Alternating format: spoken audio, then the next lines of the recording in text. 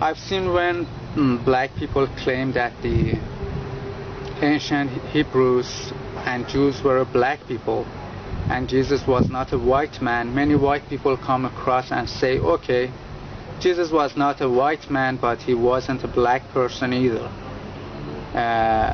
because he was from the Middle East, and therefore, according to them, he must have looked like Arabs. But this is a fallacy. Just because the modern population of a region looks like X doesn't mean that the ancient inhabitants of that region looked also like X. For example, look at Australia. Are white Australians descended from the ancient Aborigines? Or are white Mexicans descended from the ancient Mayans? Of course not. The Middle East is the most melting pot region of the world. There are black, white, brown, Indian-looking and Mongoloid-looking people in this region, all of whom claim to be native and indigenous to this region. And for example, in Arabs, there are black, white, and mixed, the so-called brown Arabs, all of whom claim to be the real Arabs. But which of them is the real Arab? The black one, the white one, or the brown one?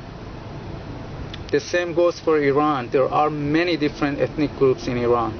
There are Mongoloid-looking Turkmens, there are Indian-looking Baluch, there are native blacks, there are white-looking Turks, there are mixed-looking Kurds and Lurs. Which of them is the true Iranian?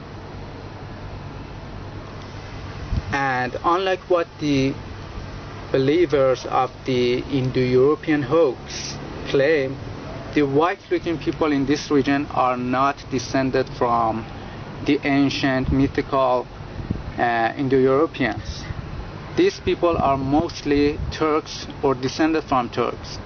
For example, here in Iran, up to 40% of people are Turks, and I don't know how many of them are descended from Turks, meaning are related to Turks. And the most white-looking people of Iran are mostly Turks, but there are also Russian, Georgian, and Armenian people too living in this region.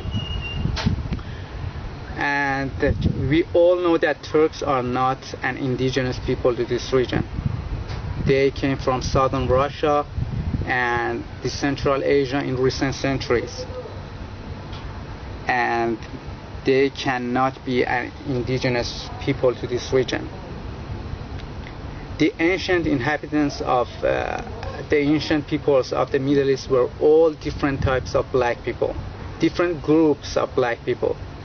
Assyrians were a black people, Persians were a black people, Elamites were a black people, and Arabs, yes, were a black people. That's why you see Assyrians have depicted themselves with curly hair, curly beard, and dreadlocks. That's why you see Persians have depicted themselves with curly hair and curly beard. And even there are many wall paintings found in Susa in which Persians have depicted themselves with black skin, have painted themselves with black skin. So therefore, Persians were black people, not a so-called Indo-European. And I believe that Persians, Assyrians, Arabs, and all of the ancient inhabitants of the Middle East were an Ethiopian type of people, the so-called Semites, an Ethiopian type of people.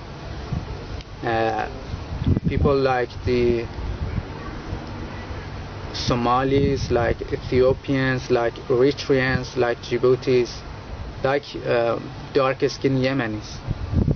You know, they weren't a white people. Why?